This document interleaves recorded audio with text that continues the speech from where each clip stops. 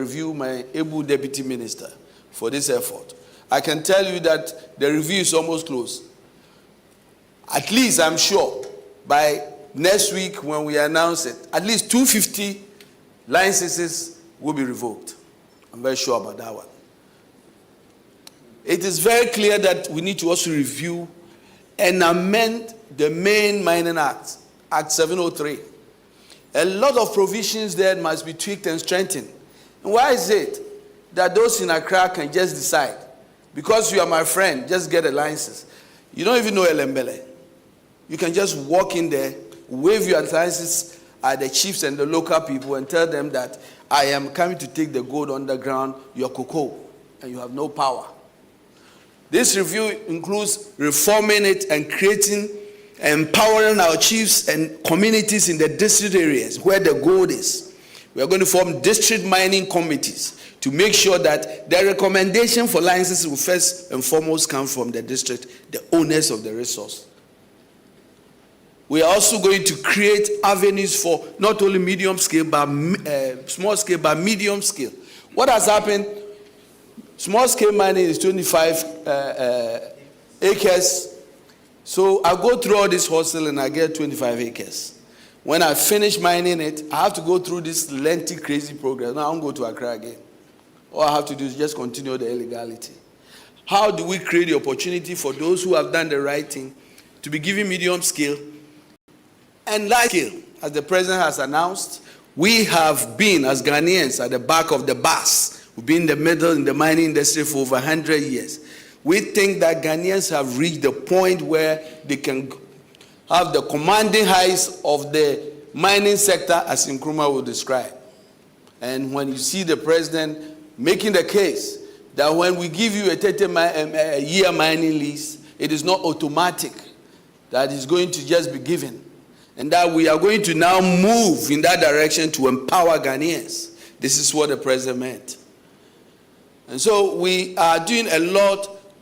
I'm very happy to tell you that within this 9 months, we've visited every region, we've met every House of Chiefs, we've met the National House of Chiefs. We are almost 90% complete with the reform of the law and the policy, and I believe next year all these amendments will be in place. This is how much we have been working. On regulations, as I've described, we have audited, and I think I've made all these points already. The other important aspect of this fight is, as we are doing the regulations, we need to strengthen enforcement, because it's very clear that it was free for all. Everybody was digging everywhere that there was no tomorrow. And so those recalcitrant people must be dealt with. And so at this point, where it became a free-for-all, everybody was forming a task force. Thanks to the coordination and cooperation of the Minister of Interior and the Defense, and I'll talk a bit about it when we get to some point. We have jointly have a coordinated force and established what we call the National Anti-Illegal Mining Operation. At this point, when it comes to the law enforcement, I'll invite Colonel Dominic Boa, no relation, to come to come and can I come this way, please? It's a team of dedicated men and women. It's very important. Who form NIMOS. And he will take us through. He will take us through the structure of NIMOS. Who is part of it? Who is not part of it? What they have done in the period that they have been in existence, and where they seek to go with the fight against Galamsey, based on their experiences in the fight. So, Kanabua, the floor is yours. Yes, sir. Thank you very much, Your Excellency. Your Excellency, NIMOS is basically, as the Honorable Minister said, a coordinating tool, a coordinating center established by your government to ensure that there is a unified approach to the fight against illegal mining. And therefore, NIMOS is leading the charge to effect the arrest and send them for prosecution. We also ensure that environmental laws are strictly adhered to at NIMOS. Of course, the local authorities, especially the chiefs, are part of this fight, and therefore collaborate very well with them and all state institutions. So NIMOS, in brief, is a coordinated approach, well integrated with all institutions and organizations and individuals who are involved in the fight, so that we have a unified approach to the fight against illegal mining. Who is in NIMOS? As I said, it is an all-encompassing and integrated approach. So we have the base of our security, the National Security Secretariat, who are leading the charge with NIMOS. Of course, the parent ministry is the Ministry of Lands and Natural Resources. That's their brainchild, from the wisdom of His Excellency the President. And we sit at the Secretariat. Now, the order of NIMOS is that His Excellency is the overall head of NIMOS, and then the sector minister leads the charge. And he is advised by a team of ministers to call the Ministerial Advisory Group on NIMOS. And this comprises the sector minister, Minister of Lands and Natural Resources, Ministers of Interior, the National Security Coordinator, the Minister for Defense, the Attorney General, all that is the local government minister, and all other people involved in the fight against illegal mining. They advise the sector minister on the direction to go with the fight. And then there is a secretariat which has been procured, and NIMOS sits at secretariat headquarters, has myself as the director of operations. I take instructions from the sector minister and the ministerial advisory group. And I have 3 deputies who assist with the running. A very important leg of the NIMOS is that we have field task forces, which is an integrated and unified one. Hitherto, we had various institutions doing it on their own. Now we managed to bring everybody on board, the institutions and the security services that matter. And I must say that, as I earlier said, we have the National Security Secretariat, then we have the Ghana Armed Forces made up of the Army, Navy, and Air Force, the Ghana Police Service. We noticed that earlier the police were doing so well by the independent operation, the IGP Special Task Force. They've all been integrated into the NIMOS, and we are working together. You can see I have a Superintendent Keita here, who is our police assistant director at the headquarters. Then also we have the National Investigations Bureau.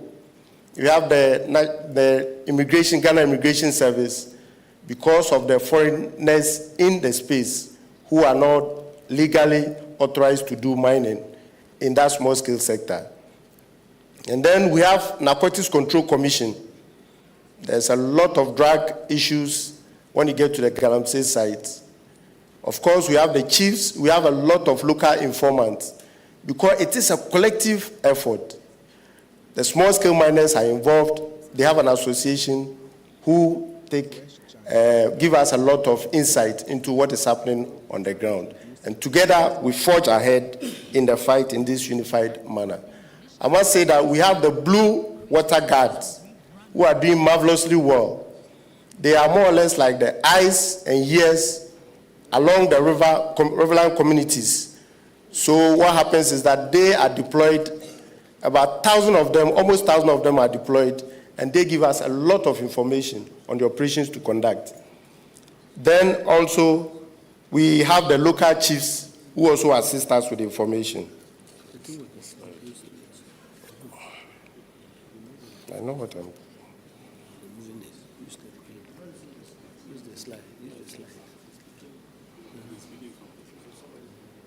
So what is NIMOS doing? What is NIMOS doing differently?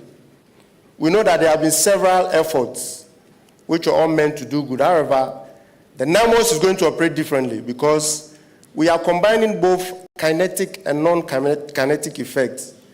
When I say kinetic refers to the brute force, the use of the military and the police in the trenches, in the water bodies, in the forest reserve, which the soldiers and the police are good at doing, clearing the illegal miners from the space. This is enforced with technology, the use of drones and surveillance. Aside that, the addition we are bringing on board is the non-kinetic one, which is the soft approach. So for instance, We are leveraging on the knowledge of the chiefs because they are the owners of the communities and they know. So aside what government is doing, we are also, as NIMOS, engaging the chiefs. We go to the communities and sensitize them on the harmful effects of the illegal mining and the fact that they know these illegal miners. They should give us information when they come on the ground to perform the illegal mining activities. We also work with the security on the ground. So NIMOS doesn't work alone. We have already existing military units, police stations, the national security infrastructure, whom we work with, so that the fight will be a more unified one. Of course, I mentioned technology, which plays a key role in the fight against illegal mining. Now, tracing to the big fishes is one area we take very important. Many a times you go to the site, you see these young boys who are desperate for a little bit of money to take care of themselves. We say that we should dig and look inside the veil, behind the veil, who are those there? And that is where the Honorable Attorney General is helping us so much. So we trace, investigate, and question, and find out who are the real people behind the financiers, because they are the ones that can lead to dipping the Galamsey menace in the bud. So we are also working at tracing the financiers and the influential people behind the Galamsey. Now, what are the achievements of NIMOS so far? Since May, we've been working in close collaboration with the police service, the Ghana Armed Forces, and all the other agencies which have been operating task forces. Luckily, we have been able to unify them. But I must say that, as His Excellency said in about 3 weeks back, about the 2 outstanding forest reserves, about a week and a half ago, we were able to take those forest reserves. That is the Achumamponia Forest Reserve, which was very decisive, a 4 or 5 days operation. We did that concurrently with the Desiree Forest, so the 2 are now free of illegal miners. Finally, we handed them over, and then 2 days after, some people decided to go back. With the ground intelligence, we quickly went in massively, and we subdued those armed gangs. And currently, they are in their cells, and Honorable Attorney General is leading in their prosecution. That is what NIMOS is going to do going forward.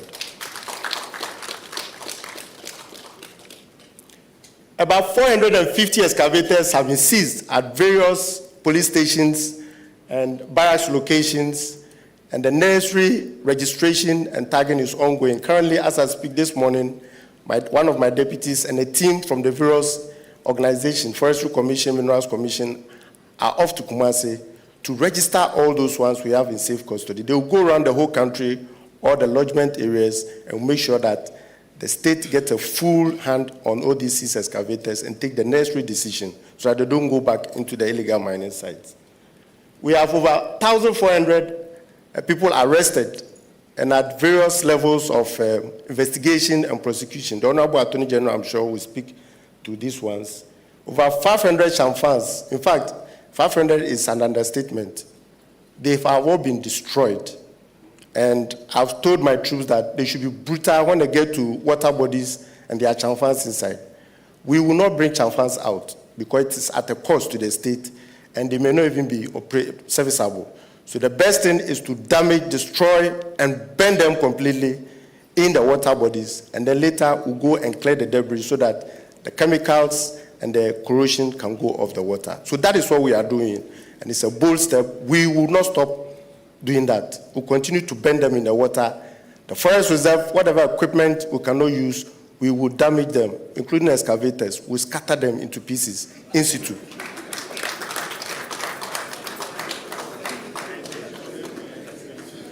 Over 1,000 pumping machines. I must say that about 900 have already been presented by the Honorable Minister for Lands and then Agriculture to farmers who are putting them to good use.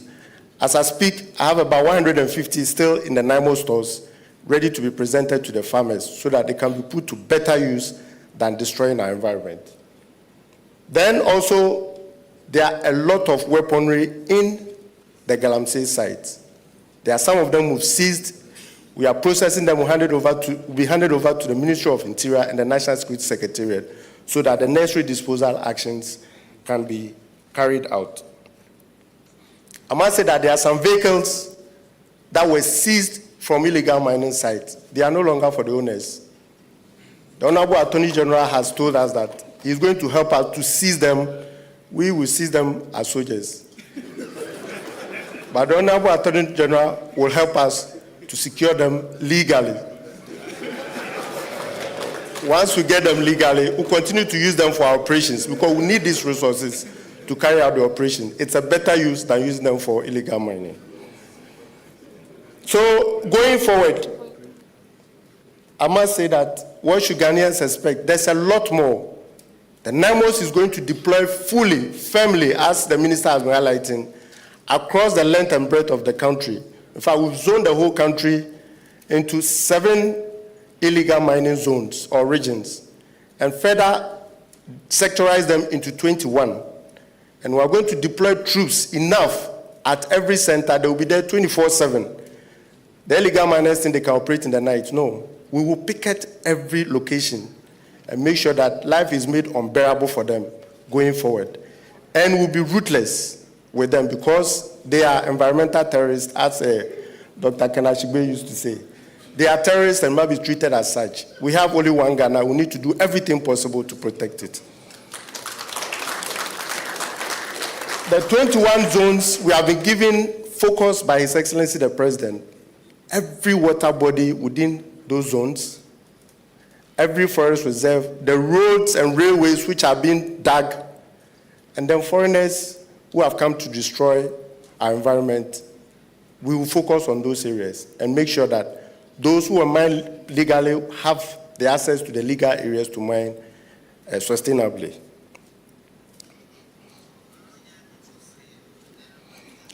Very soon, NIMOS will have a 24-hour toll-free line. And these lines have been procured. We are just renovating the secretariat, and all citizens will have the right to call in. If you see any illegal mining going on anywhere, say something, do something. We will create the opportunity for you to say it so that we can analyze 24/7 and send the troops who are on the ground, who are well integrated with the secretariat headquarters, to deal with the illegal mining activities on the ground. Of course, we are leveraging on the technology. There are a lot of drones. We're collaborating with the National Signal Bureau to get the drones and the right technology so that once we deal with a place, we are able to see or follow through with the surveillance of the place and don't get the return of these illegal miners. So, His Excellency, Mr. President, with your permission, I would like to send this warning to illegal miners, their assigns and financiers, that they are the first or prime enemies of the state, and they will be dealt with as such. There will be no room for them to escape or to hide. NIMOS will smoke them out very soon. There's no resting place for them. They should get ready and be assured that very soon our waters will turn blue and our forests will turn green. We have already trained over 400 troops who are the first batch deployed or under deployment to sensitive areas. We'll continue to deploy more so that we will all go to bed knowing that NIMOS is firmly on the ground and illegal mining will be a thing of the past. So all illegal miners, Galamseyers, their financiers and assigns, beware. NIMOS is closer to your bases, and there will be no hiding place for you. Thank you very much, Your Excellency. Thank you very much. Thank you very much, Colonel Dominic Bois, for that presentation.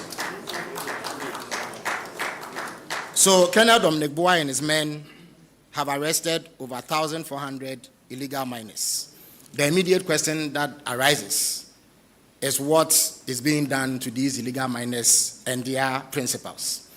To help us navigate that, I wish to invite another Dominic, this time the Attorney General and Minister for Justice, Dr. Dominic Akuritinga Ayini to take us through the legal steps that have been put in place to make the fight even more robust. Thank you very much.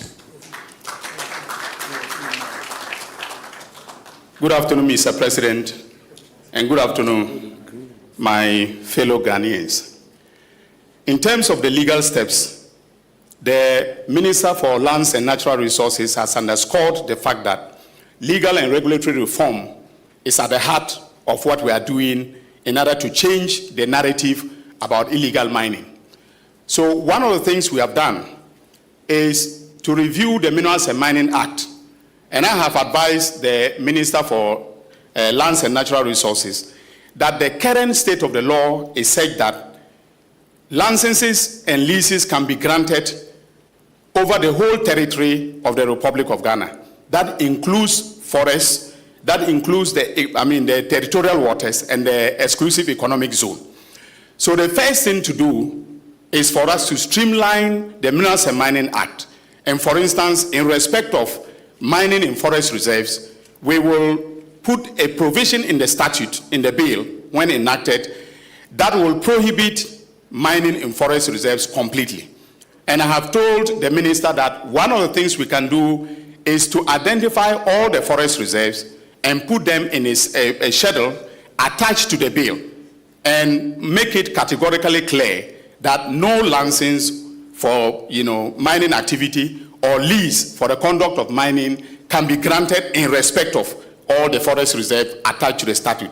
Now that means that at any point in time that the law, the position has to change, they have to go back to Parliament and then review the law, which makes it, politically more difficult. Also, we have prepared an instrument that is LI 2505 in my office, and that will be laid in Parliament on the 14th. The minister and I have agreed that on the 14th of October, when Parliament resumes, we'll lay that instrument to revoke the famous LI 2462, which is the infamous LI 2462, so that there will be no basis whatsoever for anybody to tamper with, with our forest. So immediately it is laid, within 21 days, it matures, and from that time onwards, we will not have LI 2462. Now, in terms of prosecutions, the statistics that were given included 1,400 arrests. 1,400 arrests. Now, the biggest problem we've had with the arrests is the 48 hours rule. Constitutional principle that we must bring them before the courts within 48 hours. Most of the judges have been granting them bail. So I remember the point that was made by Colonel Boa. When we arrested 9 people in Kumasi, he called me and I told him that immediately place them before the court and then ask for them to be detained so that we do our investigation. When they appeared before the court, Your Excellency, they were granted bail. Okay? Then they went back. He was very good in monitoring them. They went back into the forest. So I told him that even despite the fact that they've been granted bail, because they have gone back into the forest, they've committed a new offense. I asked him to arrest them, but to bring them to Accra, instead of placing them before a court in Kumasi. And I'm dealing with them now. They are in detention. We will not release them. We will make sure that even if the High Court says we should grant them bail, we'll go to Court of Appeal and go to the Supreme Court to ensure that we hold them until the dockets are prepared and then we send them to court. Currently, we have initiated prosecutions in 65 dockets. And Mr. President, there's a difference. When we say 65 dockets, it is not 65 individual persons who are being prosecuted. Some of them are more than 10. In fact, there is one case in the Western North. There are 28 minors that are involved in that prosecution. So the 65 dockets, by my calculation, contains about 600 persons that are illegal minors that are being prosecuted. And I'm happy to announce that in 2002, the police conducted very diligent investigations in respect of Akonta mining. But the docket was hidden until we came to power. In fact, when we came to power and I started the investigation with the the Lands and Natural Resources Minister and the Forestry Commission, we were finding it difficult to get information. Subsequently, the police themselves owned up and presented the docket to my office 2 months ago. So as we speak, the charges against Chairman Wuntumi, Akonta Mining, and 5 others have been signed as I speak. Currently, we are waiting for him to be read his right to remain silent, etc. Before we've asked that he should be brought from, Kumasi. His lawyers asked that he should be brought on Tuesday, but I'm insisting that he should be here on Monday. If he doesn't come on Monday, I'm going to order for his arrest so that he'll be brought to Accra. His rights will be read to him, and then we can start the prosecution.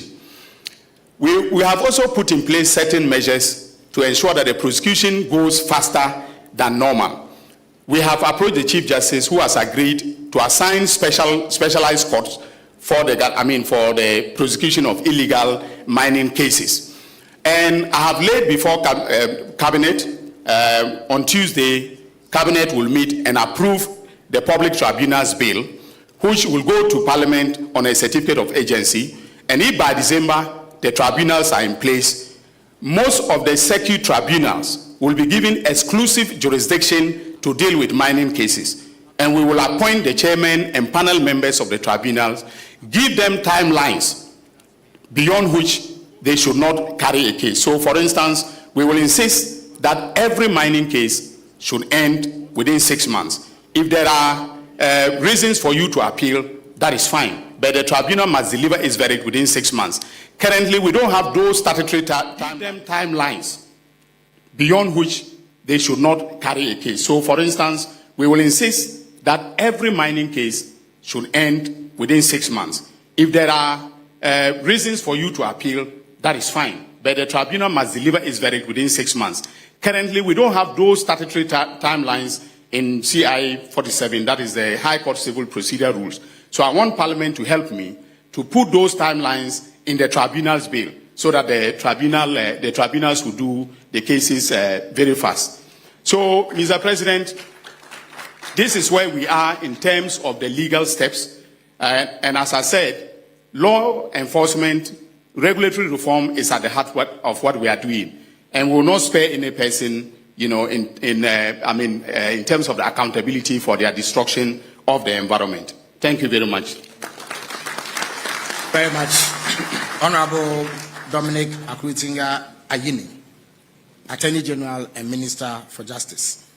Now, we have seen very disturbing photos and videos of our pristine water bodies turning murky and filled with toxic material. But in the last few months, there have been significant gains in reversing the trend. So Dr. Mawuli Lumo, who is with the Water Resources Commission, is up next. He will take us through the gains made so far and what can be done going forward to ensure that all our river bodies return to normalcy. Dr. Lumo, the floor is yours.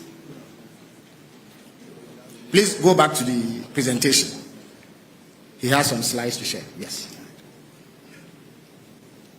All right. Thank you very much, Your Excellency. These are the current levels of turbidity that we have measured compared with that of 2024.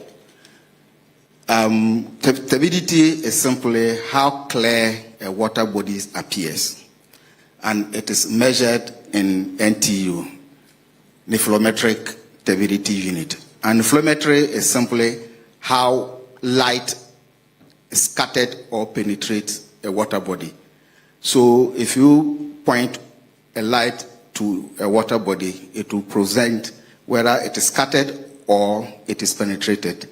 What comes back, you measure it, and that gives you the level of turbidity. So if you look at the rivers, at Shofiri also on the River Tano, on average for the year 2024, it was 139. When we monitored it for this year, if you take the average, it came down to 14, and that was an 89% improvement. At Berekese, It was 22 in 2024, and then 11. That's about a 50%. On the Adominasi on the River Cobra, where NIMOS has operated extensively, it was 2,870. It has come down to 1,927. On the Densu River at Manguasi, when we monitored it, the average for 2024 was 129. It has come down to 34 for 2025. That's about 73% improvement. And then the tunnel also on the River Tunnel, it was 10. And when we measured this year, it was average was 9. That's about 10%.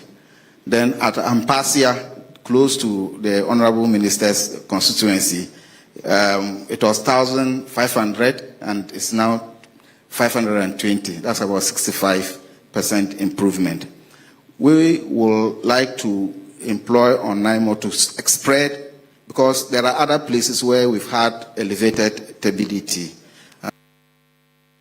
And so we will call on NIMOS to be able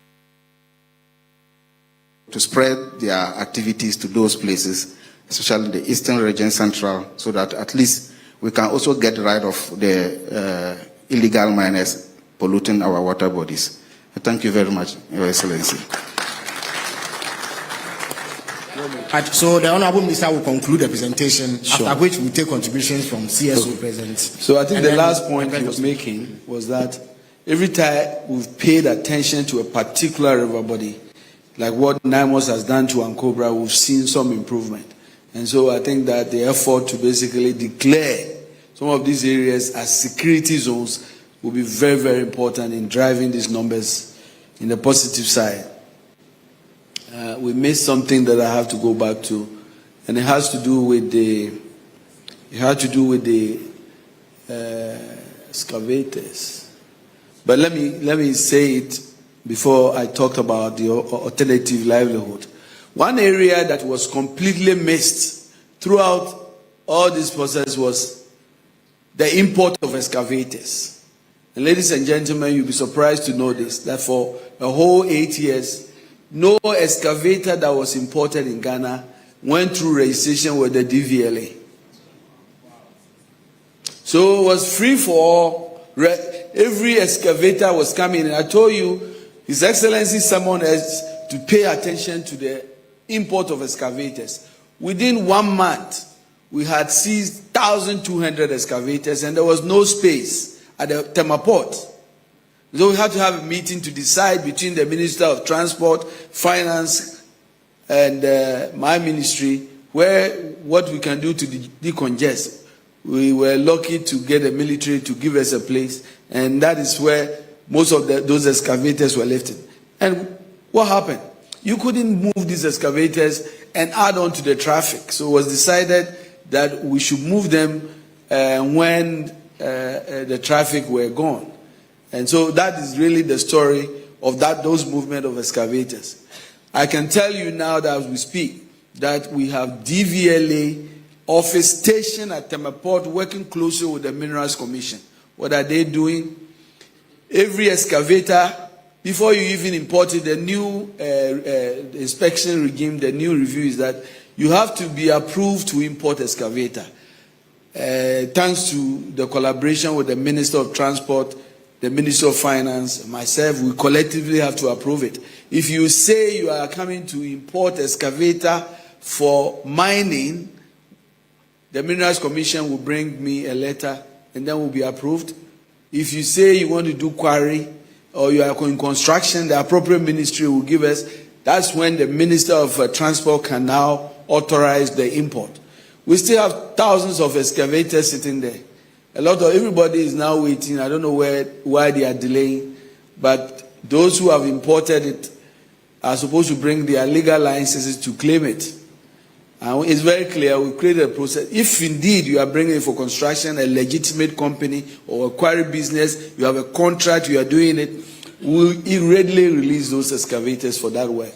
But oftentimes those that are questionable are still there. We are deciding on a timeline within a period where we don't find the owners, we will confiscate all that to the state. But that regime is very important. What we are doing, what Minerals Commission is also doing, is that not only registering the excavators at the DVLA, we are also tracking them. And if you look at some of the numbers we have so far, we have basically registered, DVLA has registered 1,181, and we have tracked 724 of them, which means that if you tell me you are taking those excavators to Takwa, we'll track it and make sure that when you go anywhere and it's not Takwa, you have a problem. We have a control room that is monitoring all these excavators in the system. And then we geofence it as well.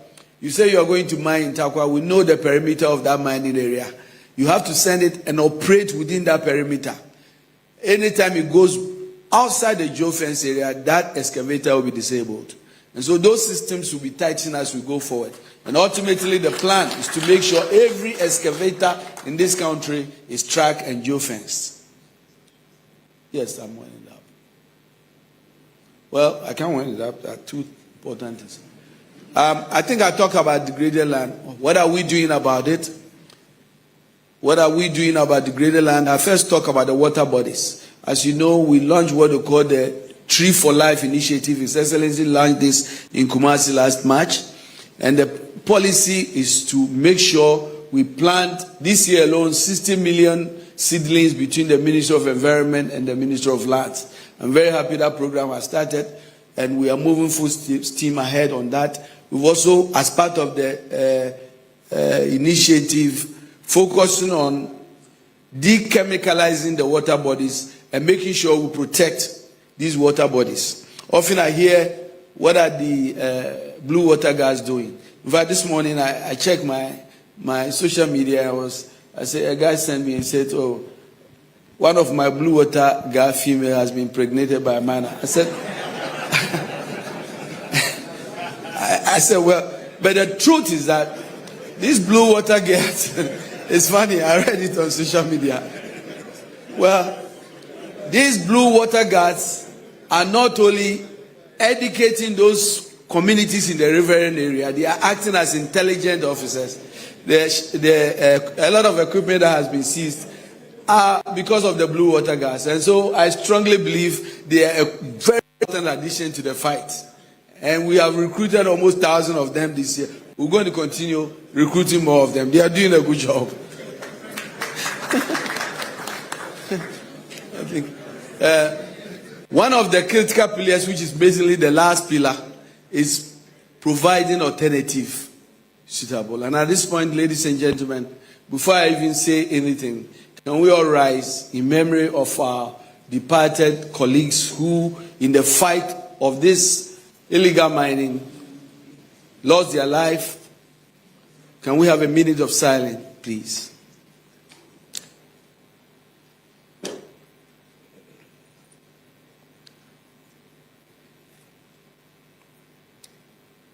May the life of our departed colleagues and may their souls rest in perfect peace. Amen.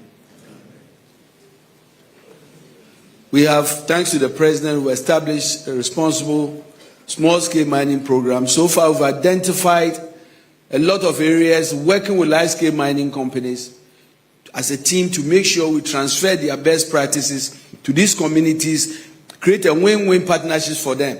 A lot of mining companies are now on board. We've begun that process, and what we are doing is to make sure that everybody who wants to engage in mining, we've created a legal pathway for them. We have also created the audit that we are talking about, all those areas that are good, that are not going to destroy water bodies, and our forests will be allocated to the responsible corporate mining program to make sure that we train people, we give them all the tools they need so that they can mine responsibly and sustainably. And so the fight against illegal mining, ladies and gentlemen, as you can see, anytime you talk about where we have been, think about the depth where we started. Within 9 months, these are the steps we've taken. But as I said, it is not a sprint, it's a marathon. What gives me hope and what we are looking at is that we believe that by next year, we'll review completely our laws and our policies We believe that we are going to continue this fight and make sure that we start seeing marked improvement, not only in our forests, but our water bodies. Our reclamation program is very expensive. I take the opportunity to call on all Ghanaians, especially corporate Ghana, to come to support in this effort. Think about 7,500 football fields in the forest that we have to reclaim. Billions of Ghana cedis. And so we will continue this fight. We will continue with the COMSDEP program and all the other alternatives to empower our young people to move away. We are working closely to make sure we improve our turbidity levels, as has been said. But the data is very clear. We are on a forward march. Are we where we want to be? No.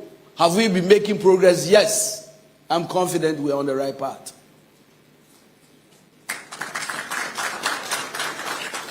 And I believe, as the president has said, Ghanaians will be at the forefront of this mining industry, and will do it responsibly, making sure that our water bodies are 10 blue.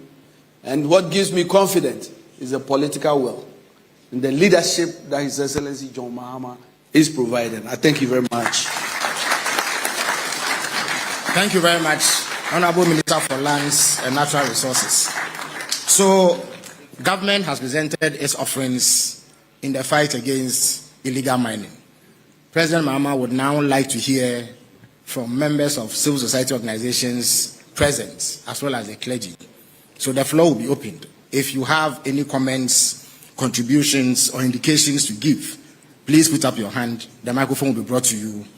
And I would urge that in the interest of time, we avoid lengthy preambles and go straight to the points that we want to make. We will take about 5 contributions, after which His Excellency will share with us a few remarks. All right. So I see about 3 hands here. There's a lady. Yes, please rise and make your contribution. Okay. Hello, I'm Dr. Najo Ajeli Boyjani. I'm here on behalf of One Ghana Movement. I want to make a comment on what the gentleman talking about, the water presentation. Yes, he gave some figures. I'm not sure that is really the full picture, because recently in the news it was reported that some of the water bodies are 90,000 NTU and over, and turbidity levels are just about the things we can see. That's the cloudiness of the water. He didn't talk about what we are doing to take care of the heavy metals, because we have, as a result of Galamsey, we have mercury, cyanide that they use to get the gold, and cyanide is causing, I'm a medical doctor by profession, I'm also a researcher. Cyanide is causing a lot of organ dysfunctions in our clinic. We see mercury poisoning in our clinics, but he didn't talk about what we are doing. We don't have the facilities, as far as I know, to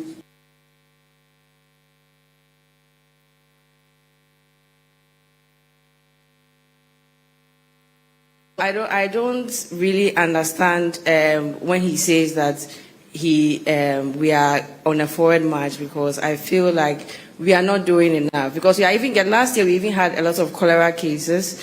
This is all as a result of Galamsey. We have malaria cases as well. All right. And yeah, we are tired of seeing these things in our hospitals. All right. So Dr. Luma will answer that presently. I see another hand. There's a gentleman in a hat. Yes.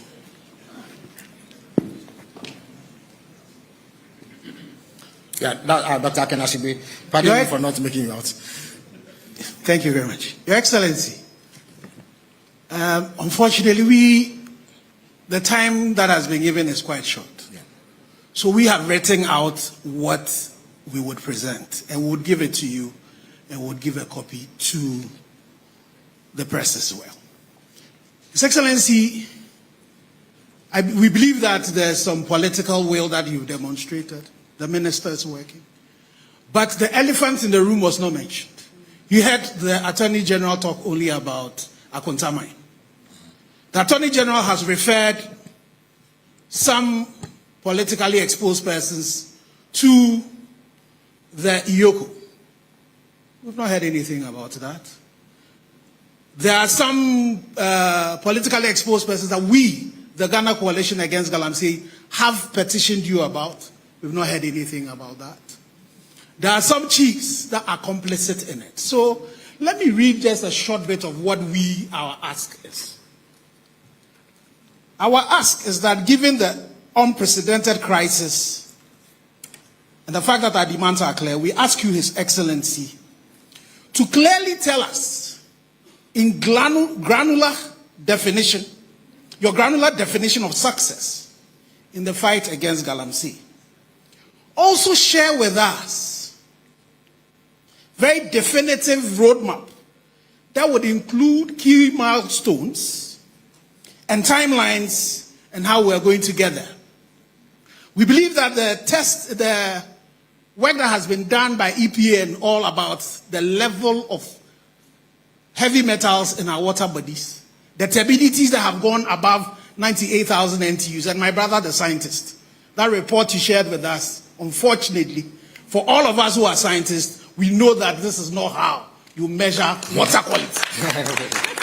We know that that's not how you do it. You need to deal with the seasonalities. You need to deal with what the water quality index is, what you should be sharing with us and telling us what is it that we've been consuming as a people.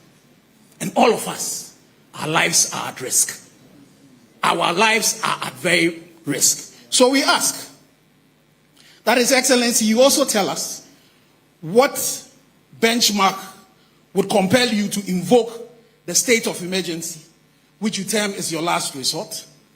We believe that the state of emergency is critical to carrying out some of the things that the minister has spoken about, to deal with the ecocidal genocide that is being perpetuated against all of us as Ghanaians. We also ask that the fast-track court that is being mentioned, timelines be put to them, and then the key things be also mentioned. What are the key performance indicators that have been given to our MCs, DCs, police commanders in areas where Galamsey is still going on? And what are the consequences for failure? Because we see a lot of them failing, but nothing is happening to them. We also ask that the chiefs, that some of them that are doing good work, and there are examples of them, Mampong, Gemma, and there's a community where they have a water body called... Dr. Shigbe, not to rush you, because of time, I would kindly ask that you wrap up, so that... Okay, I would wrap up. Yeah. So our quest is that the chiefs, anywhere that Galamsey is going on, the chiefs are either acquiescing or they know something about it. Those lands be confiscated and the chiefs be investigated.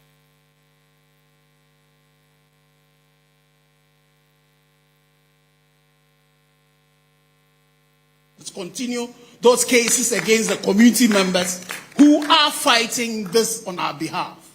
And then finally, the last one is the issues around accountability measures.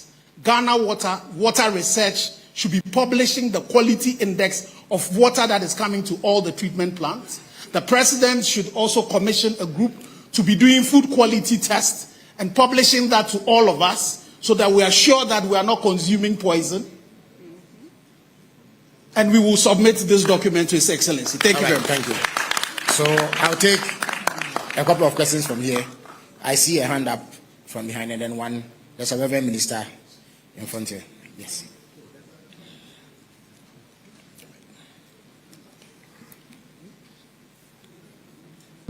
Please, same rubric applies. Short and succinct. Okay. Your Excellency the President, state officials,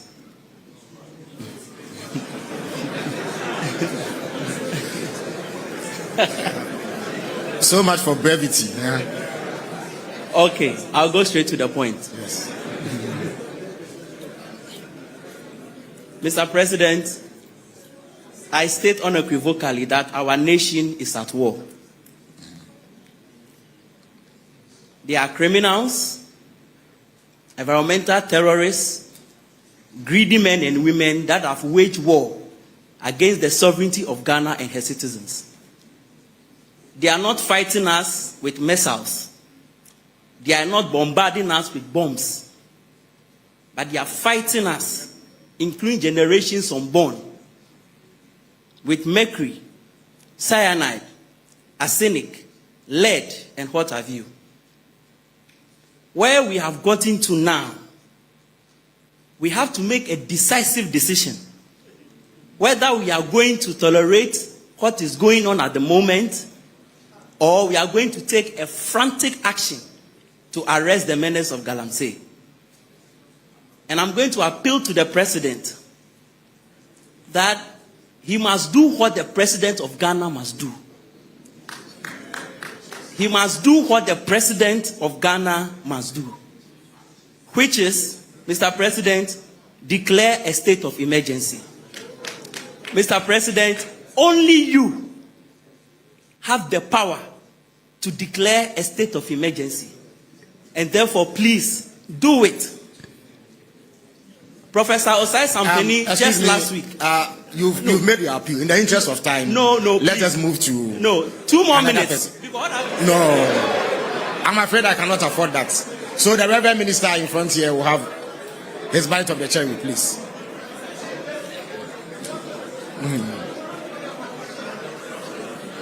No, we'll come back. Thank you. Thank you very much. Osofo, you have the floor. Thank you.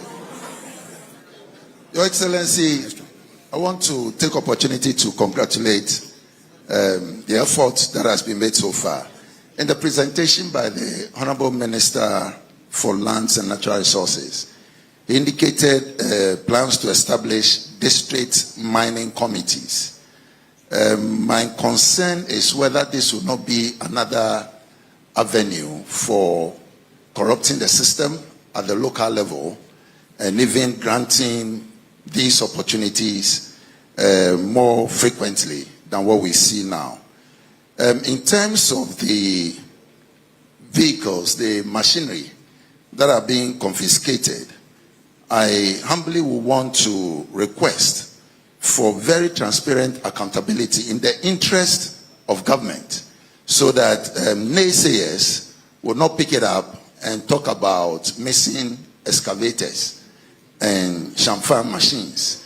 And so I want to request for transparency.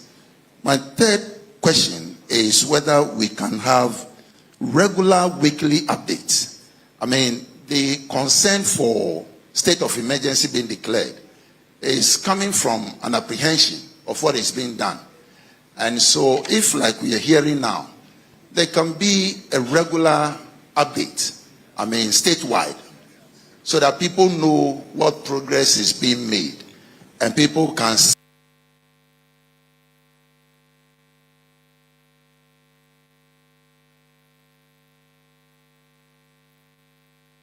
see pictures, so that hearts will be at rest as to what is happening.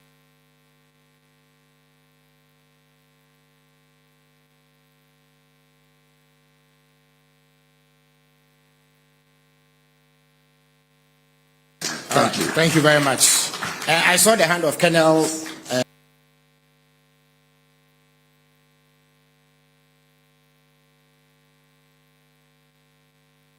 Abuaji at the back. But we will come back for a second round of questions.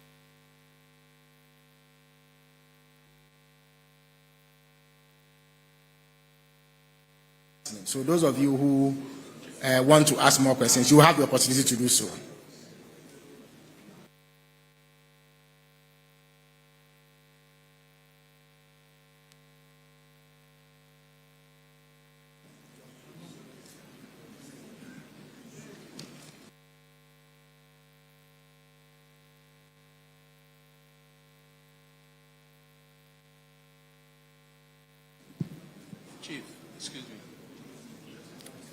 Forms C, environmental recovery and public health.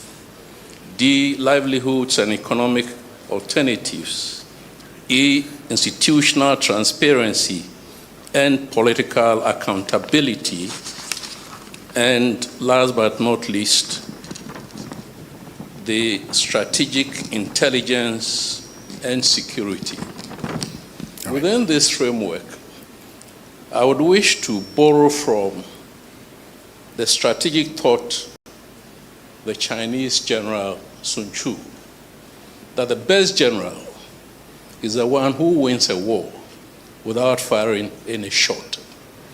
Our position as CDT is that at this material time, it is a bit premature to declare a state of emergency because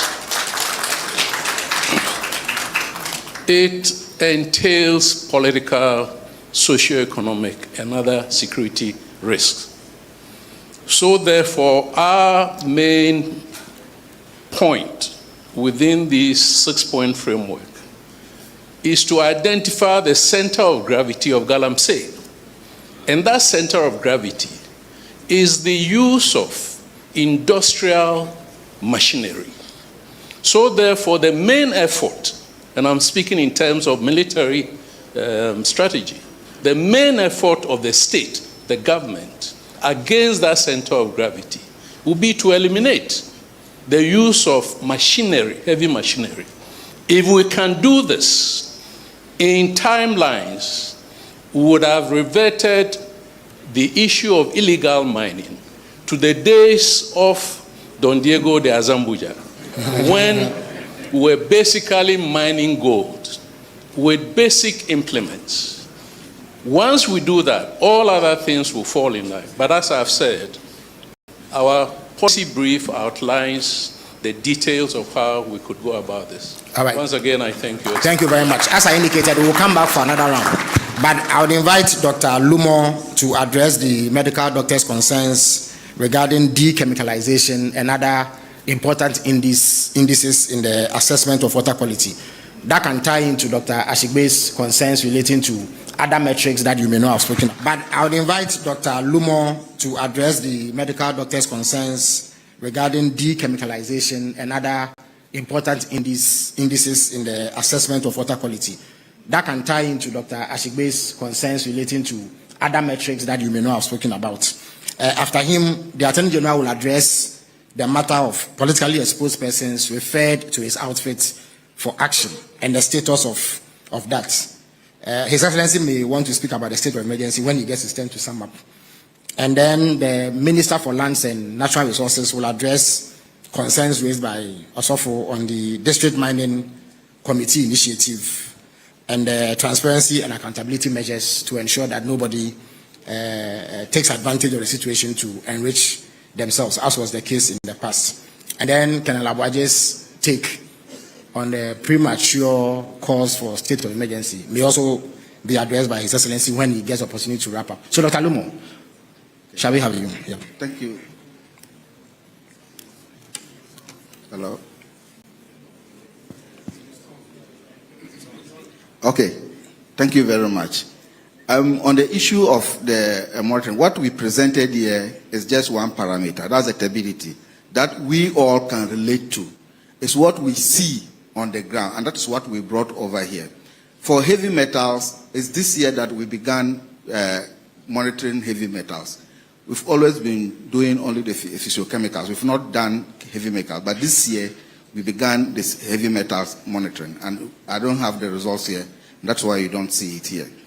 On the issue of engineer Ashigbe point, what we presented here are the facts. As I pointed out during my presentation, these were selected locations where NIMOS has operated, and then the results. I also did mention that there are some places that we have elevated turbidity, and we're hoping that they can extend their operations to those places where they can effectively help us reduce the impact. I am also aware that, and I think if Chief Executive Officer of EPA is here, she can also speak to it, that they are in the process of acquiring a system that can help the separation of heavy metals from our water bodies. That's in the form of treating our water bodies. Thank you. If the EPA CEO is here, she can shed light on that aspect of their operations. Yeah. Thank you, Your Excellency. What the EPA is in the process of acquiring, it's a technology that will help treat our water bodies while the water are in their position.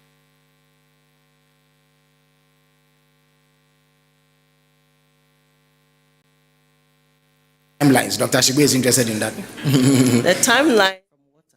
So water can now be treated as they are on the lands where we have, before they get into the treatment plants of the water companies. Is there any indication of how quickly this is going to be done?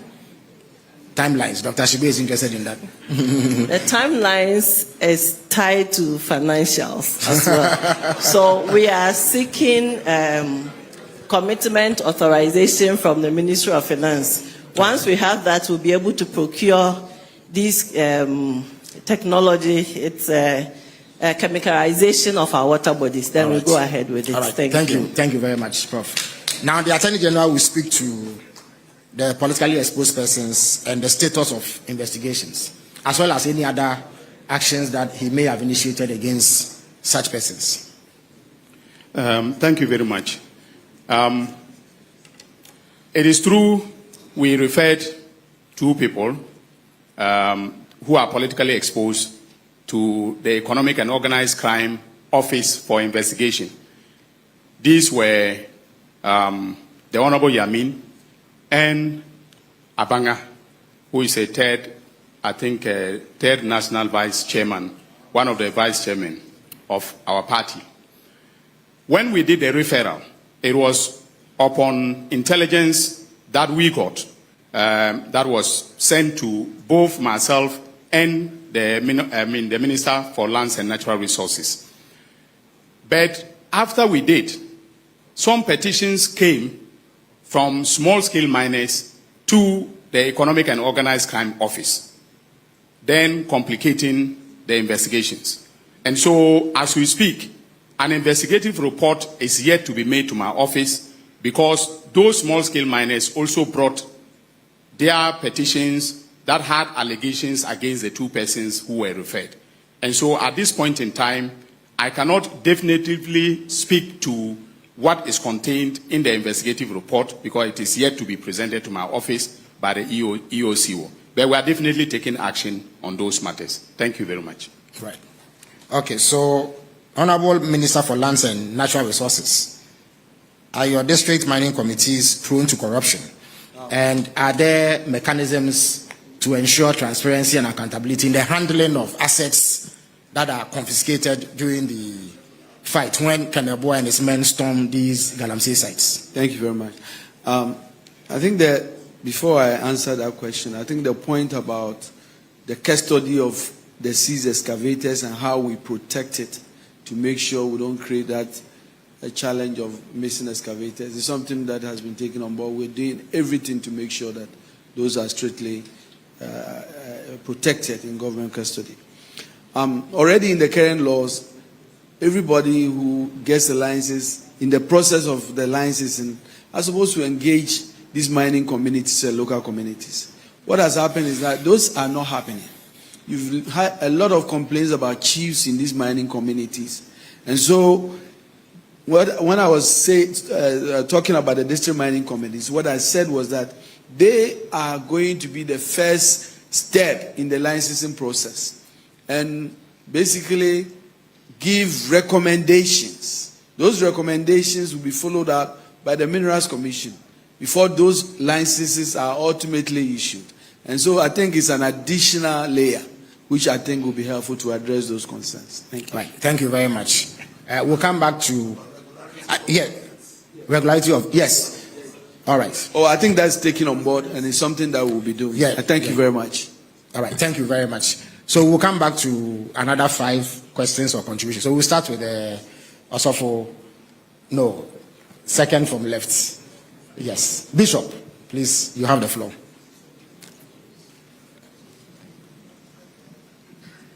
Mr. President, respectfully I rise on behalf of the Ghana Catholic Bishops Conference, listening to your presentation today, especially from the Honorable Minister and our soldier from Nemos. We acknowledge that something good is happening. However, we, as you know us, will continue to be consistent voice of truth to your administration, just as we've done to many other administrations. So permit me to read a few lines to you. We'll be submitting ours to you also. Please go ahead. In the name of God and on behalf of the good people of Ghana who voted for you, we urge you, Your Excellency, to provide the following: clear benchmarks that will trigger a state of emergency, visible prosecution of kingpins, including those named in official reports, the establishment of promised fast-track courts, measurable performance indicators for local authorities and security services, protection for communities and traditional leaders who resist Galamsey, alongside accountability for those complicit. Your Excellency, credibility is now as important as policy. Our people must see that no one is above the law and that economic expediency cannot outweigh the sacred right to clean water, safe food, and a healthy environment. We are with you in this fight, and so we beg of you and we urge you to act with courage and moral clarity.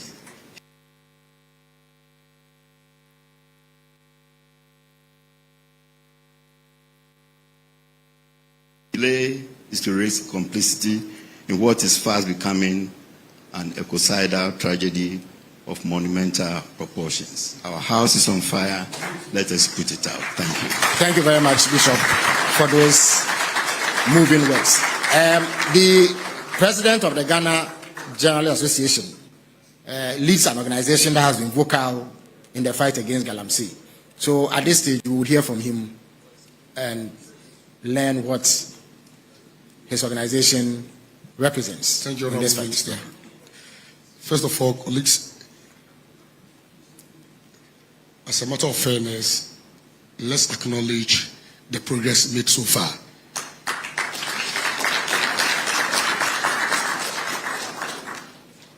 Until this day, I didn't know we had made such progress, and I must admit that that is for the good of this fight.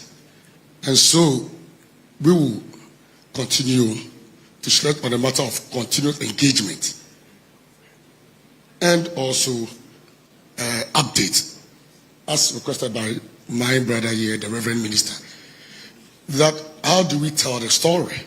Because these are all stories which are not out there. We, as part of the Ghana Coalition Against Galamsey, have been calling for the state of emergency. But having heard and followed the presentation today, I'm tempted to believe that we are on the right path.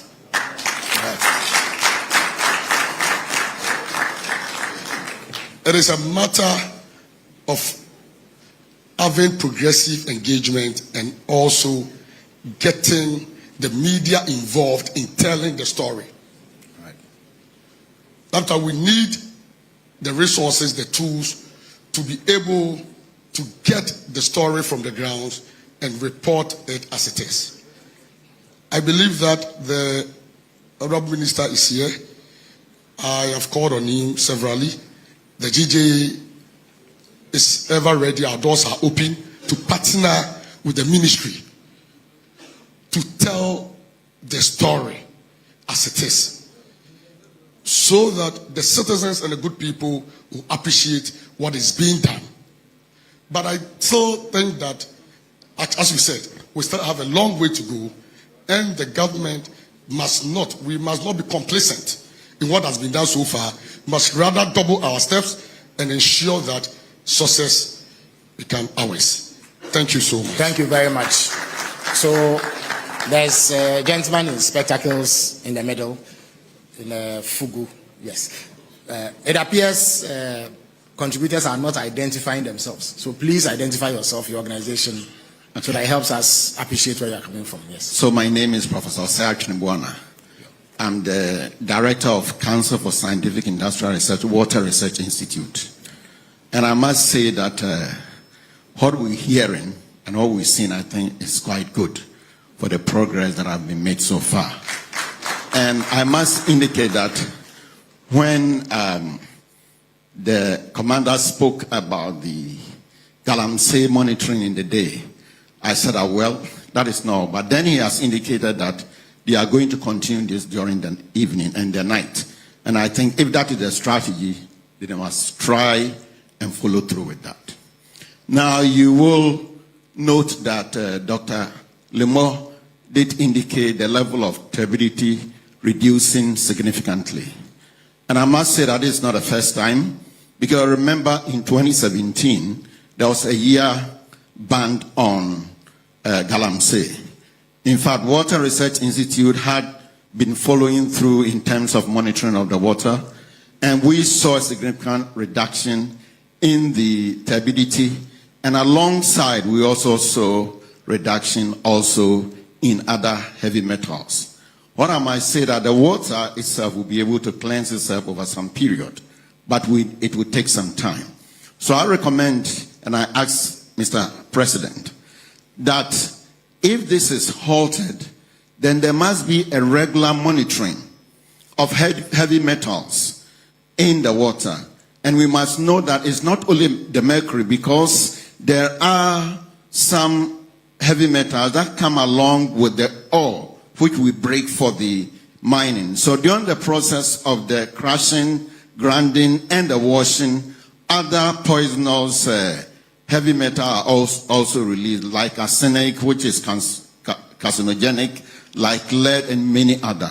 So we are employing the president that there must be, as we take this action, there must be a constant monitoring so that we'll be able to notice what progress is being made. And as the EPAC CEO has also indicated, there is also the need to look at trying to clean the waters as well. But I must indicate that this is quite voluminous water.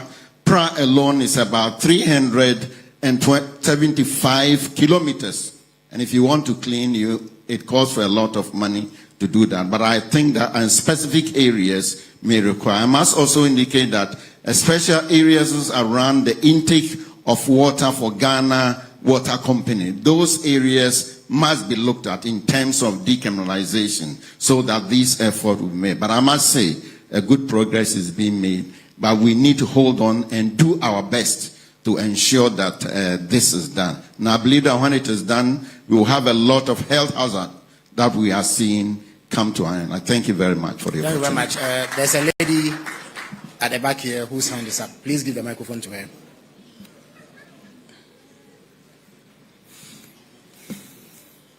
So please identify yourself and let us hear your contribution.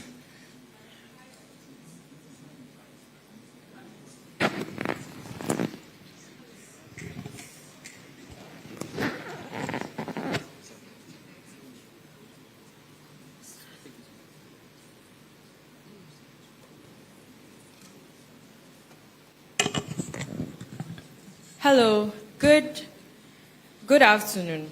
My name is Patience Tay. I'm an environmental and political activist. My question is this. Earlier this year, a representative of this government, Samuel J. made a statement that LI 2462 will be repealed in May when Parliament resumes. May came and the LI was not revoked. The lands minister said, I think in August or September, I'm not exactly sure. It was October. Okay. In October or... Please allow her to put her thoughts. I think within the weeks or last weeks or whatever the situation here. All right, please go ahead. Yes. Okay, so he made a statement that the LI would be revoked when Parliament resumes in October. Yes. How can we believe that when there have been inconsistencies? All right. So that is my question. All right, thank you very much. Now I'll take a contribution from the representative of Islamic organizations here. Please bring him the microphone. Okay, all right. Thank you.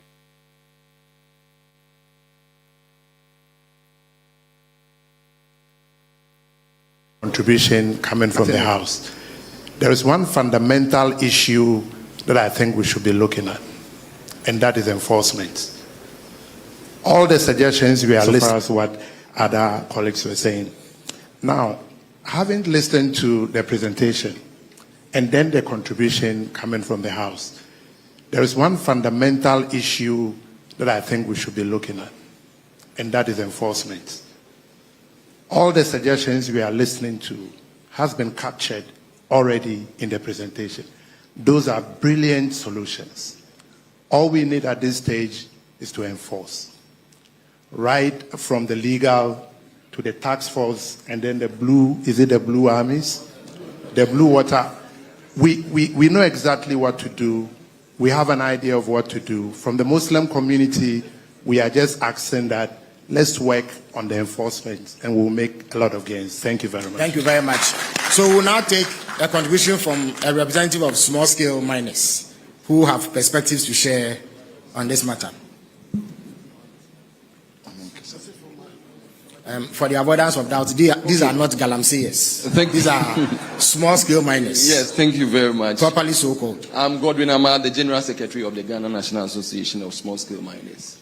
Your Excellency, we, the Association of Small-Scale Miners, have hope.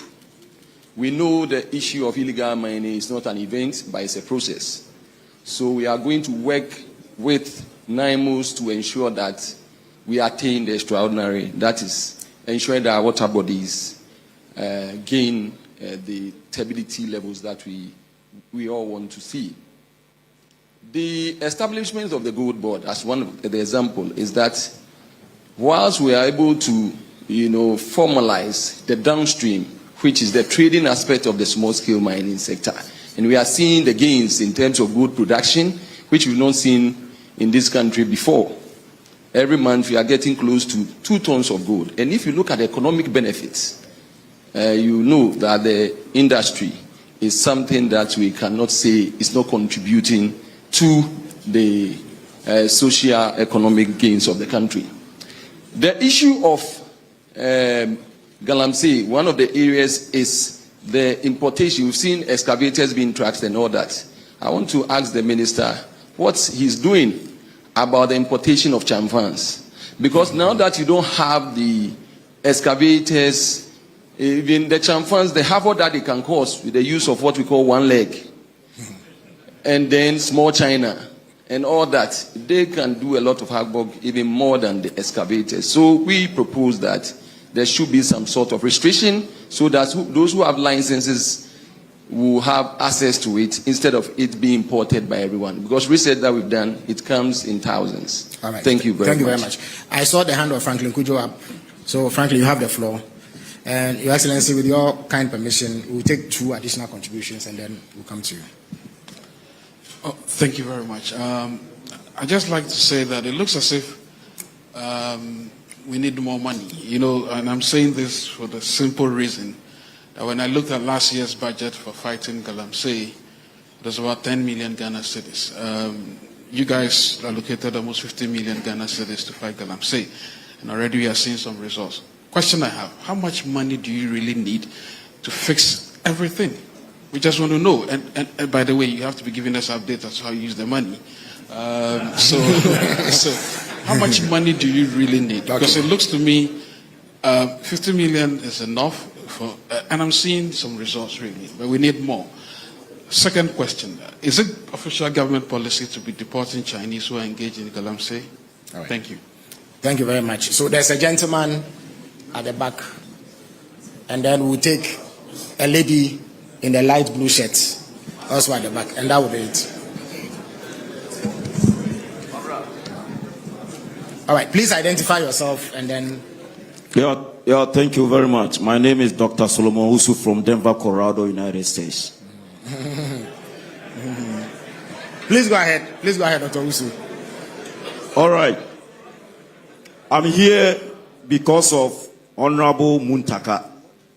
He has passed a policy that whenever these foreigners who are criminals are arrested, we are supposed to deport them.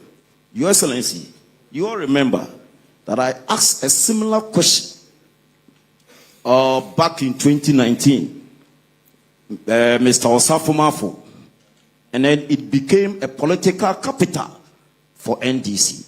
Why are we repeating the same thing?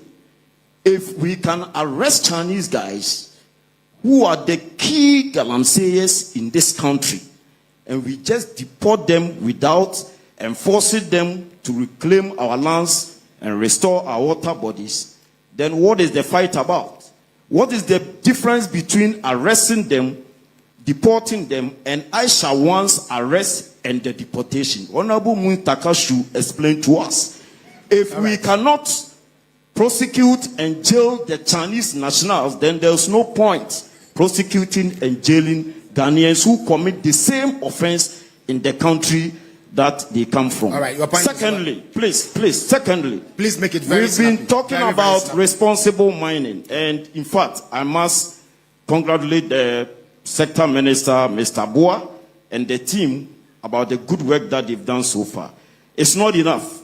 Ghanaians want to see restored water bodies. Ghanaians want to see reclaimed lands. When are we starting? I know he has important and very strong policies coming up, to be rolled out on reclamation and restoration of water bodies. We need to expedite it for Ghanaians to see the good works that you are doing. Thank you very much. So there's a lady behind here who Good has the floor now. afternoon. My name is Priscilla Toboli. I'm representing Fix the Country. Now, my question is, why have we not seen prosecutions from the frontline institutions that issue the reckless mining licenses? And then when is it going to begin? Thank you. All right, thank you very much.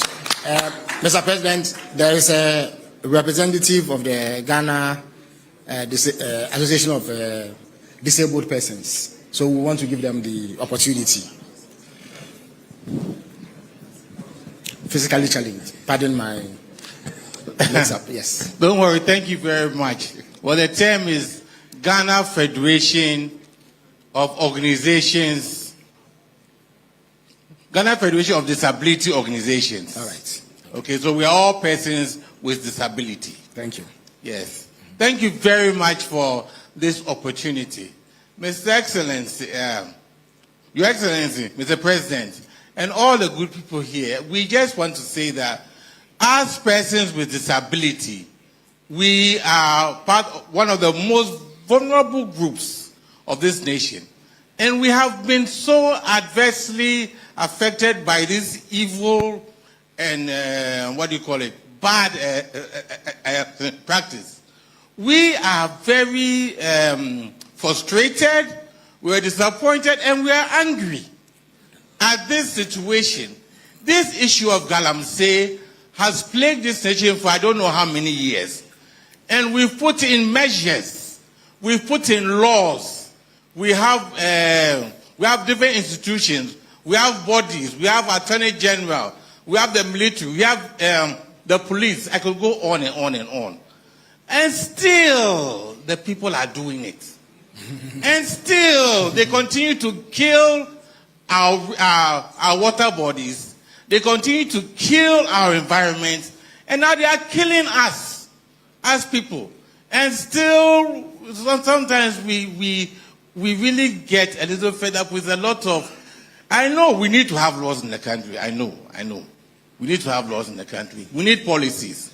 But we also need results. We also need things to happen. Mr. President, you have the power to stop this thing. We know it is everybody is affected. But Mr. President, you have the power to stop it. You can go on a state of emergency if that is not enough. You have the responsibility to do something to stop it and make us all safe. Now we hear of more children that are coming into the world with deformities through no fault of theirs. Right. Children are coming into the world with mental problems through no fault of theirs. Children are coming into the world without limbs through no fault of theirs. And still, people are continuing to do this poisoning. Still, they are doing this evil thing. So please. Through no fault of mine, I would have to cut it here. Okay. In order to then thank you so save much. time. Thank you very much for your contribution. Now that brings us to an end of the session for questions and contributions. I do know that there are many of you here who would have loved to make contributions or ask questions, but as you may be aware, we are very hard pressed for time. So we will give the opportunity to His Excellency the President to summarize. All right, so the Lands Minister will take a few questions. Perhaps you will want to address Franklin's. Yes, so there are a few questions that he would like to speak to.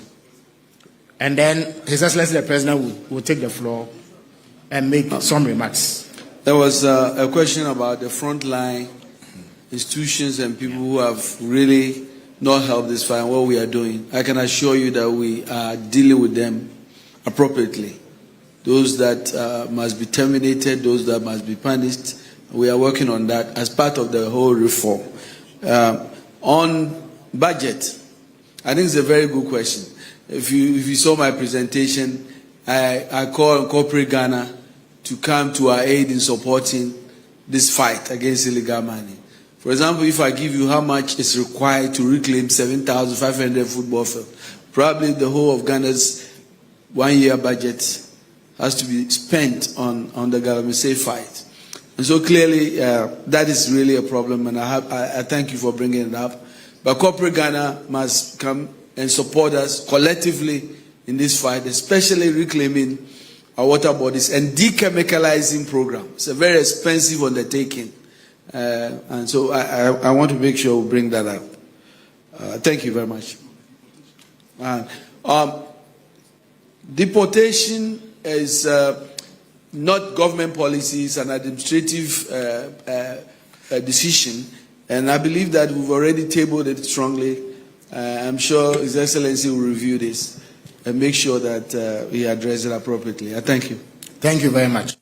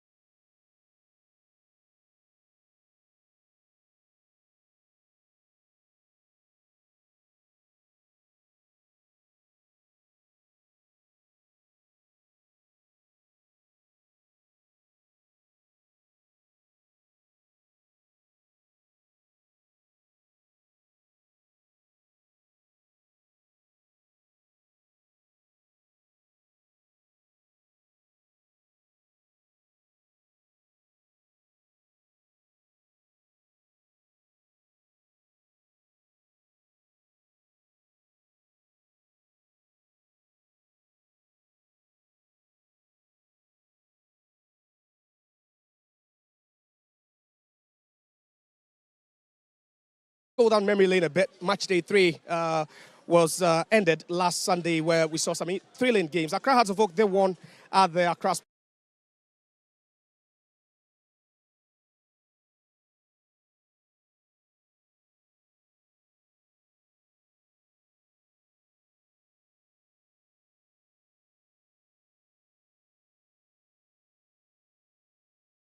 conceded only 3 goals in the last 13 games, including friendly games that they've actually played. For the Ghana Premier League, you can talk about 10. And I think they conceded 2 against Bebiani Gold Stars and then 1 against Accra Lions, where they won by 3 goals to 1. And that is due to the fact that they've been able to keep the spine of this particular team. You look at the goalkeeper in Benjamin Asari, who is the best goalkeeper in the Ghana Premier League as it stands, definitely the #1 for the Black Stars. They've been able to keep a player like Kelvin Osei in this particular setup, have added a quality like Ali Mohammed to this particular team. David Opoafrane, a superb centre-back that can actually play as a defensive midfielder. During his days at King Faisal, did so well, made sure that they were very compact and helped them to survive in the Ghana Premier League. Fantastic midfielder in Abdul Karim, who has also been consistent. Played here at Nana Fosuji Abo Park for Bechem United before moving to Nations FC, then joining Accra Hearts of Oak. So I think one key aspect of this Hearts of Oak team has been how they've been able to defend and keep important clean sheets at important times. And I think that is one thing that winners always do whenever they want to try and get their hands on a trophy. But you're talking about Bechem United, they are winless. We are talking about their poorest start to a league season in the last 10 years. And I believe every single member of this team, and even the fans, will be worried about how they've started so far. They hope to overturn this particular result, especially on match day 4. They have a very good record when it comes to match day 4. Last season, they won by 1-0 against Dreams FC. The last time Hearts of Oak won a match day 4 game was in 2022-2023 season, where they won by 2-1 against Bebiani Gold Stars. Today, they'll be hoping that they continue this particular good form. 7 points out of possible 9. It's a dreamland for Coach Didi Dramani.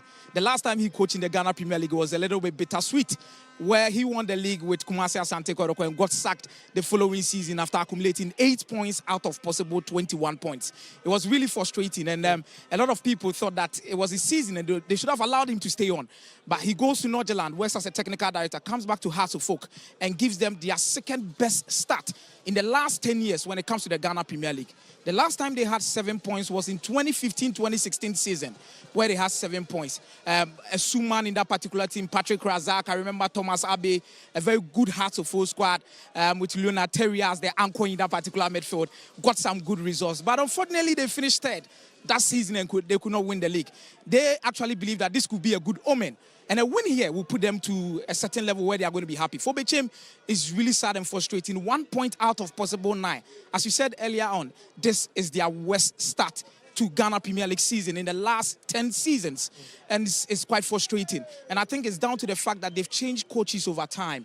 No, it was Coach Kasim Mengo who was consistent with them, won some key games with them, performing so top form most of the times in the Ghana Premier League. But now he is not with the team. Danso carried it on for quite some time. Danso left, and now it's Desmond Botwe who is at the hands trying to make sure that Bechem United get some good results and maintain what we've always known them for to be doing in the Ghana Premier League since 2011-2012 when they came in. All right, so a tale of two cities. Accra Hearts of Oak, they are currently flying 7 out of a possible 9. But then on the flip side, it's Bechem struggling after just 3 game weeks in the Ghana Premier League. They have just 1 point from a possible 9, and that makes it their worst start to a GPL season in the last 10 years. But then it's match day 4 here, building up to the very first game of match week 4 here at the Nana Fosuji Abo Park. The games continue tomorrow. All Blacks will be at home. They'll be facing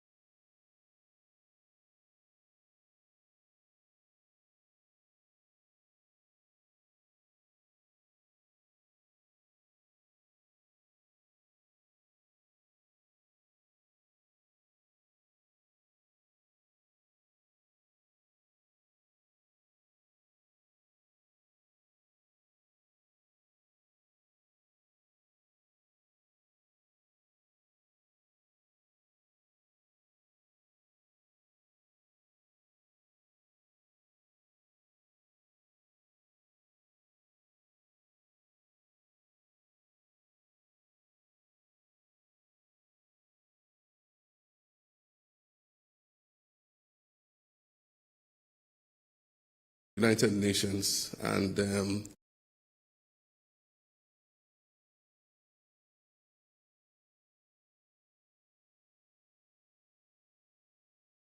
the soil, and can also take out toxins from the soil. If you've heard about the Green Sahelian Wall that the United Nations was sponsoring, some of the companies involved there have also come and tried those crops in areas that we want to reclaim. And they say that the tests are positive and they can work with us. But of course, we need to use these bulldozers and things we have recovered to level out the land before these vegetative, organisms are put in the land to be able to reclaim the land. So reclamation is one of the areas that we must look to. Happily, we should be able to get some support from green climate funds and a lot of these green funds to assist us in reclamation. But we must put our resources in first. The menace of illegal mining, and I've been trying to find out about best practice, and I found out that apparently we are not the only ones suffering. The high gold price is pushing a lot of people into gold, especially gold.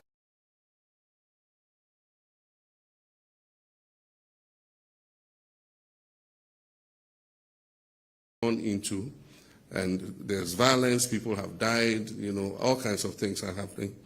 So we might not be the only persons, but there are success stories we can learn from.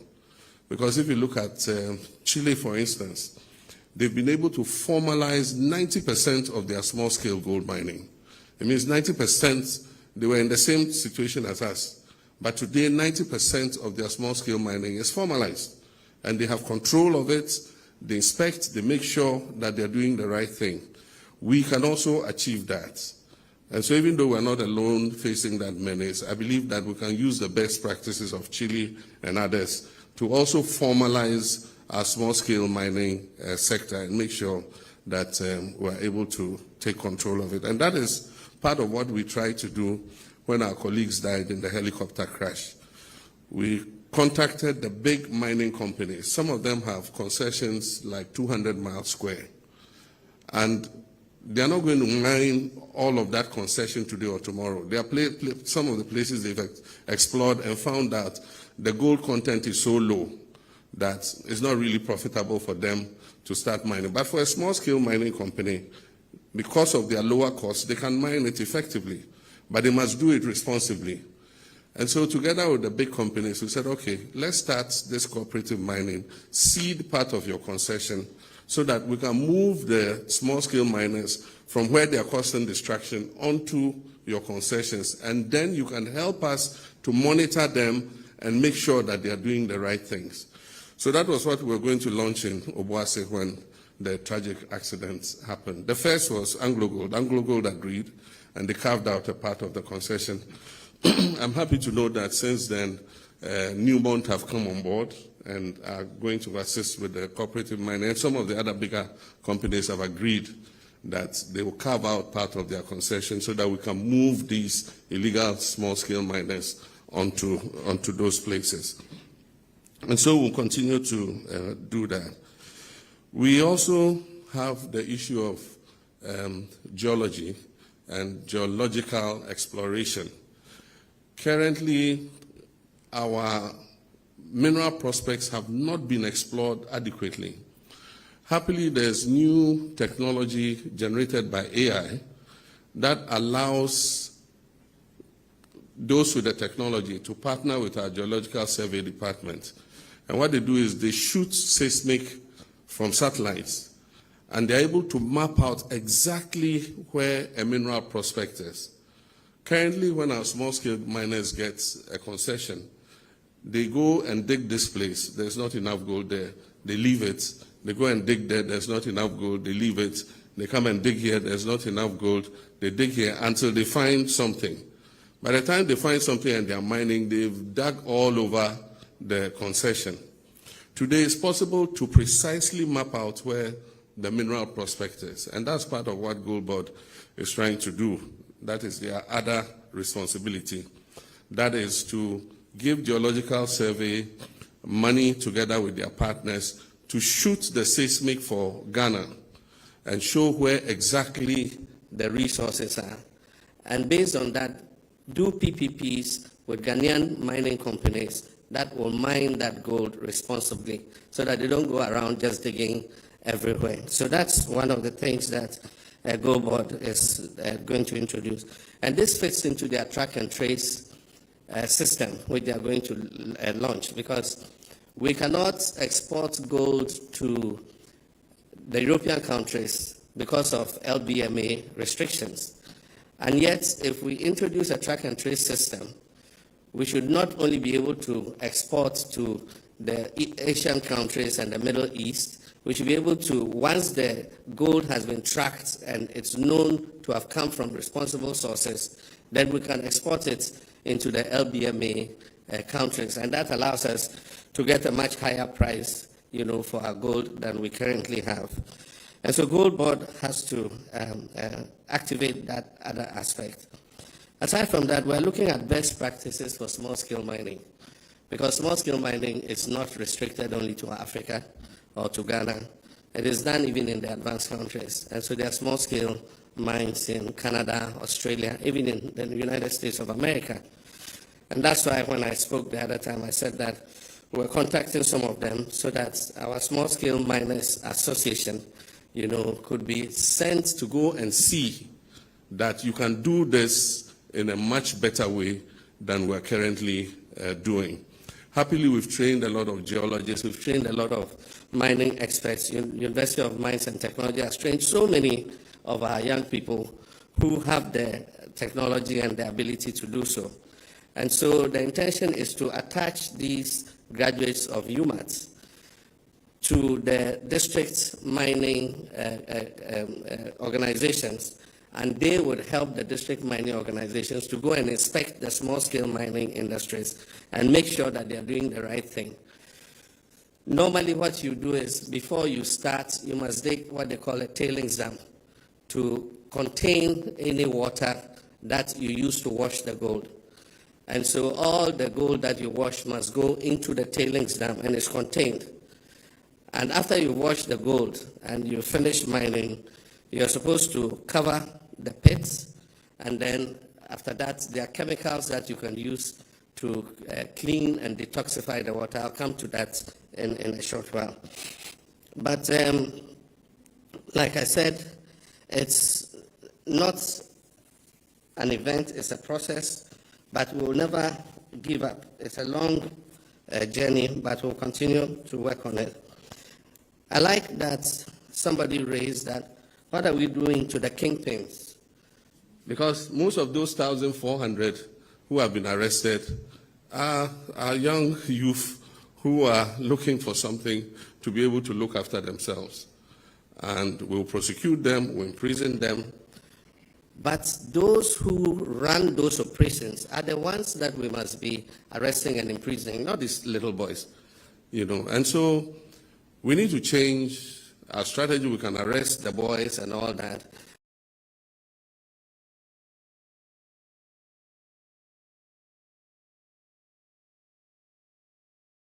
Be given, there's no slap on the wrist. What's the least sentence? 15 years. 5 to 15. Yeah, so we'll catch these boys and we'll feed them for 5 years. Look after them for 5 years and discharge them. But like I'm saying, maybe we can look rather for the kingpins and deal with them in a major way so that we are able to get something on this whole thing. With regards to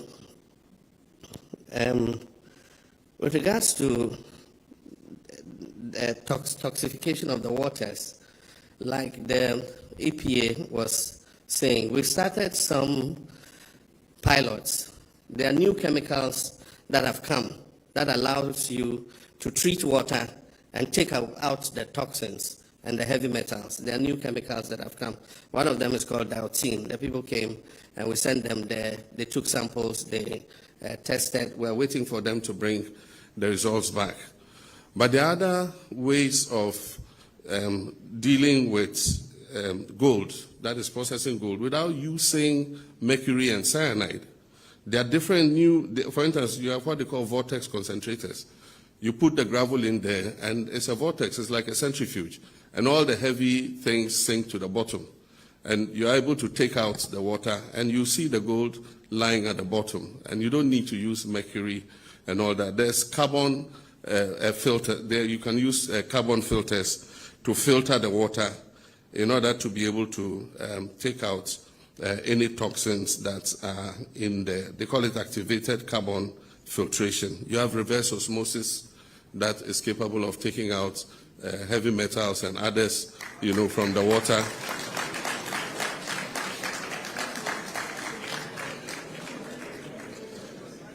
So while we're fighting the menace, I'm also saying that we should uptake technology in order to protect our environment.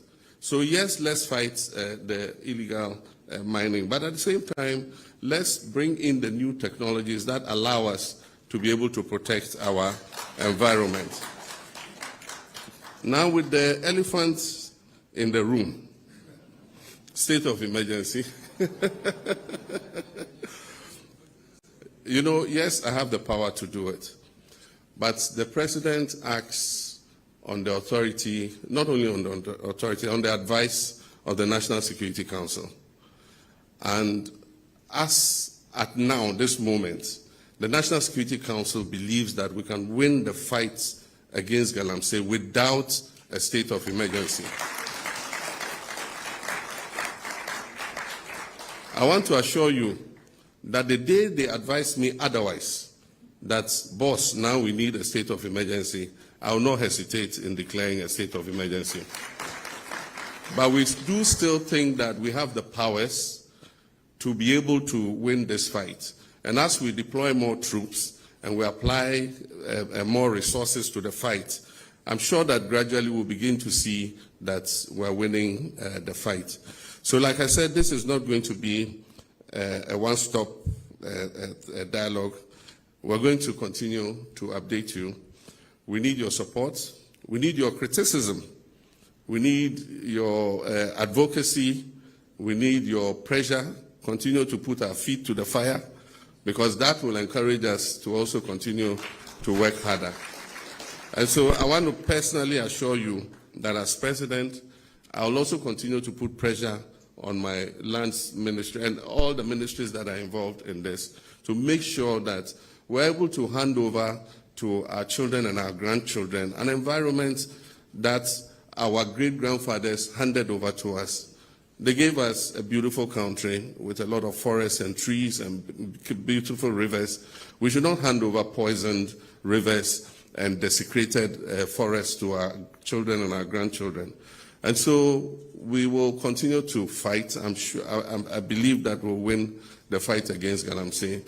And I want to thank you for the advocacy that you continue to do. We'll hold the next dialogue. NIMOS will go to work and continue. And once we chalk more successes, we'll be able to come and update you that this is what we're doing. We want to do it transparently. We have nothing to hide. I don't gain anything from Galamsey. I am not personally involved in Galamsey, and I have no interest in it continuing. And so you can be sure that we are all on the same side, and we'll continue to do this work. I thank you very much.